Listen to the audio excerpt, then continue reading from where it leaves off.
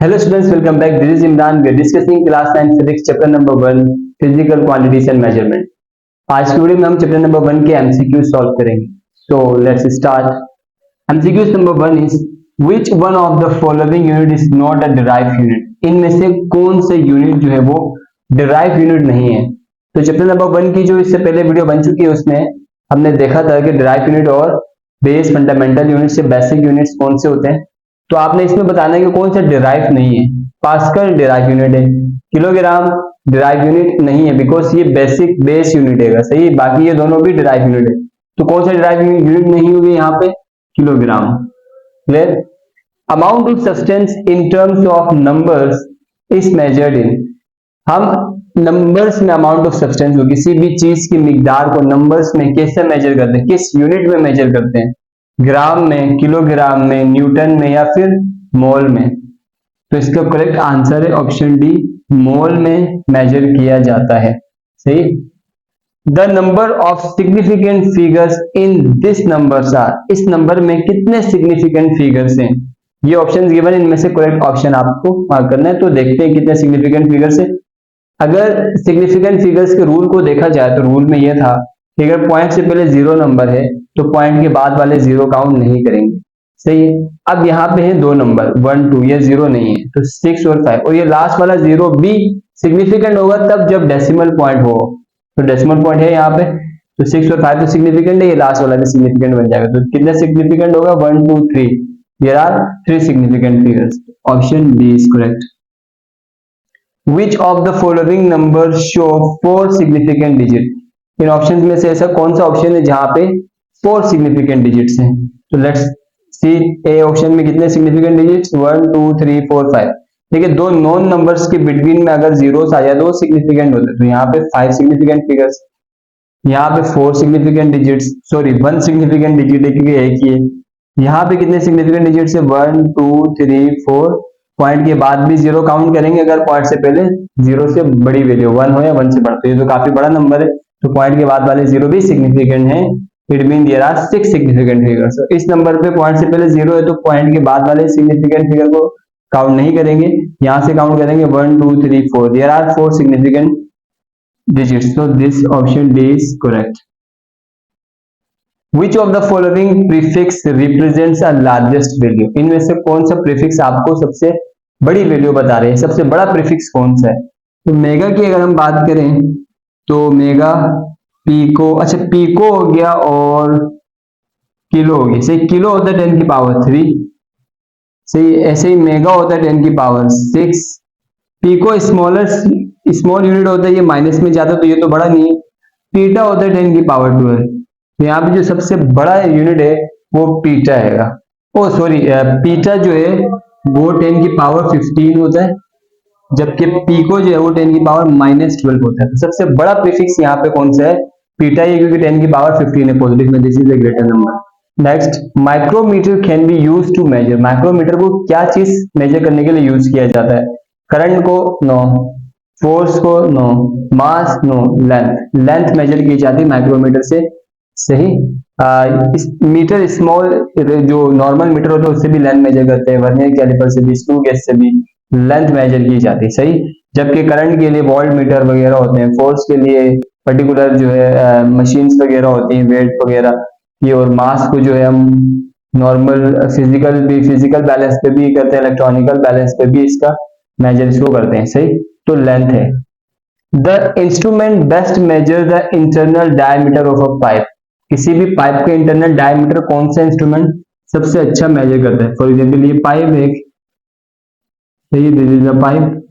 Pipe का internal diameter, internal मतलब ये एक तो ये होगी आउटर डायमीटर, यहाँ से यहाँ तक, ये बाहर से अगर हम मेजर करें इसे आउटर डायमीटर. एक इसका इंटरनल डायमीटर अंदर से. तो इंटरनल डायमीटर कौन सा वाला इंस्ट्रूमेंट सबसे अच्छा मेजर करता है?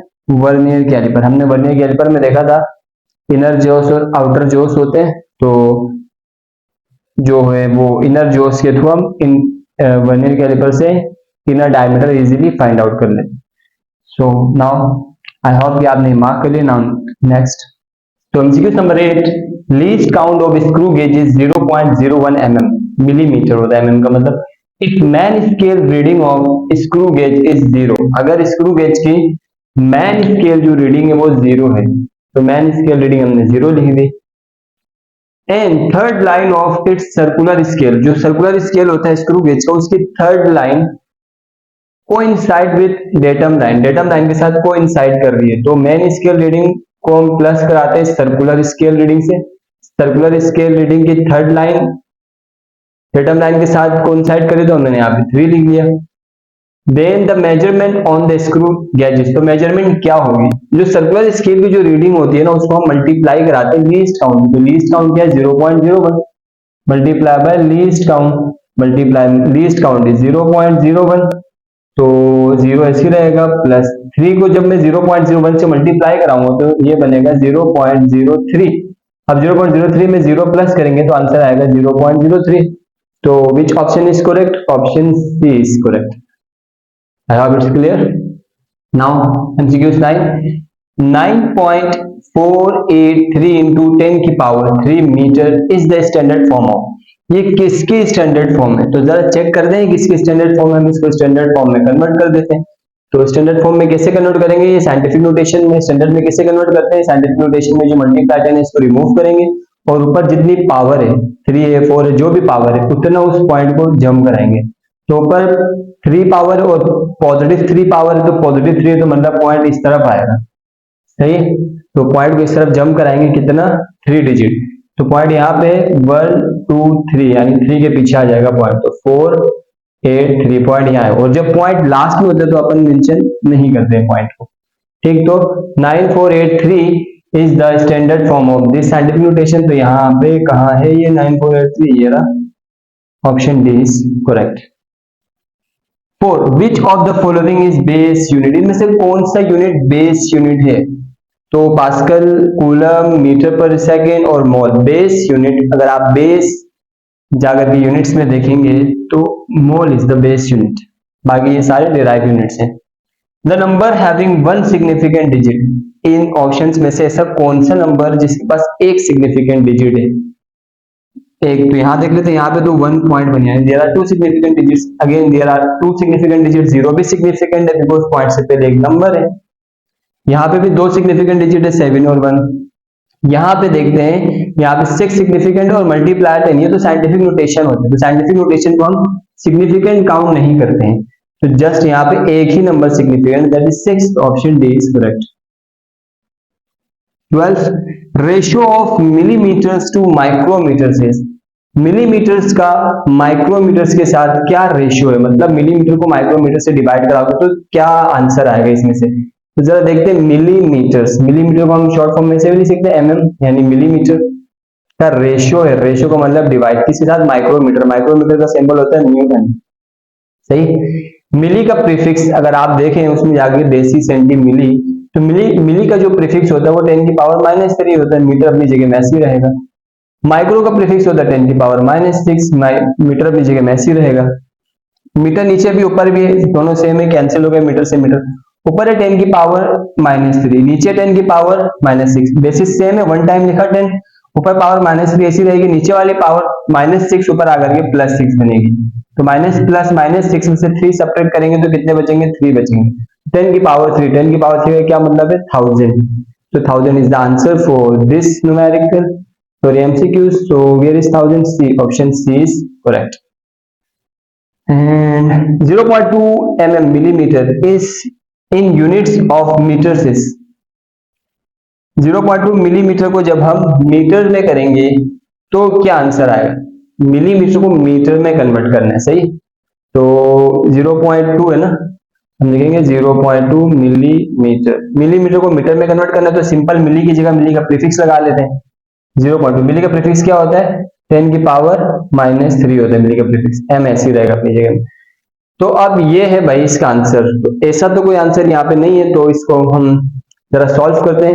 ये -3 है, तो अच्छा एक काम करेगा, मैं इस पॉइंट को 2 डिजिट के आगे लाऊं, पहले डिजिट के आगे लाऊं, ताकि साइंटिफिक में प्रॉपर्ली कन्वर्ट हो जाए। साइंटिफिक में पहले डिजिट के आगे होता है पॉइंट, और डिजिट 1 या 1 से बड़ी वैल्यू होनी चाहिए। तो पॉइंट को अगर मैं यहाँ जंप कराता हूँ तो यहाँ आ गया पॉइंट, मल्टीप्लाई 10 की पावर -3 था, और ये एक पीछे से आ गया है तो -1 एक और इसमें ऐड हो जाएगा, सही। -108 हो गया। तो ये क्या बन गया 2 इंटू 10 की पावर -4। तो ऐसा कोई आंसर है यहाँ पे? यस, बी इस आंसर 2 इंटू 10 की पावर -4। और अगर मैं इस पॉइंट को वापिस अगर पीछे की तरफ जंप कराऊं, ये -4 है ना, पॉइंट यहाँ पे है -4 पे।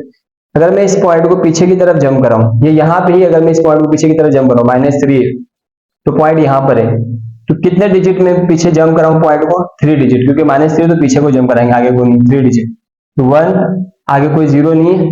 तो देखिए मैं जंप करा रहा हूँ, सही है। इसको यहाँ पे देखिए ये 2 है, 2 के इधर है पॉइंट, एक जंप कराया 0 के आगे आया, और कोई डिजिट नहीं, एक और 0 लगाया, 2, एक और 0 लगाया, 3, तो यहाँ पे जाएगा। और पॉइंट से पहले भी 0, तो 0.00002 भी आंसर है, और ये भी आंसर है। 2 पॉइंट इंटू 10 की पावर -4, दोनों आंसर है इसके। तो हम लिखेंगे ये भी आंसर है, ये भी आंसर है, इसीलिए हम बोथ ए एंड बी में टिक करेंगे। आई होप इट्स क्लियर। नाउ यहाँ पे एमसीक्यूज खत्म होते हैं, बाकी क्वेश्चन के न्यूमेरिकल्स वगैरह और क्वेश्चन आंसर में इंशाल्लाह ताला सॉल्व करेंगे बाद में। तो इसी के साथ इस वीडियो को यहीं पे एंड करते हैं। अगर कोई भी क्वेश्चन आप कमेंट में पूछ सकते हैं। मिलते हैं नेक्स्ट वीडियो में, तब तक कीप स्माइलिंग, टेक केयर, पढ़ाई करते रहें, stay hard, stay strong, bye bye.